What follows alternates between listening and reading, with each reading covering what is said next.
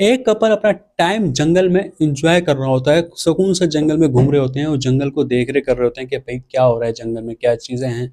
तो इसी मज़े-मज़े में उनको एक बॉडी मिलती है, जब बॉडी मिलती है तो भाई वो ज़्यादा डर जाते हैं, वो घबरा जाते हैं, हुआ क्या? क्या बॉडी है? किसकी बॉडी है? तो पुलिस को बुलाते हैं, जब पुलिस आती है तो पुलिस छानबीन करती है, पुलिस को कुछ भी वहाँ पे नहीं मिलता, सिर्फ़ कदमों के निशान या जूतों के निशान के अलावा।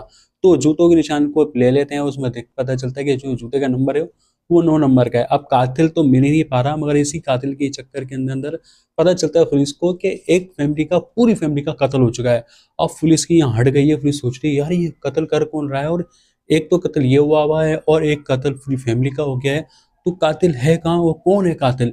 अब ये पुलिस कैसे पता लगाएगी, क्या करेगी? मूवी का नाम है पर आ रहा है, जाके इस मूवी को देख डालो, जाके तुम्हें जियो हॉटस्टार पे हिंदी में मिल जाएगी।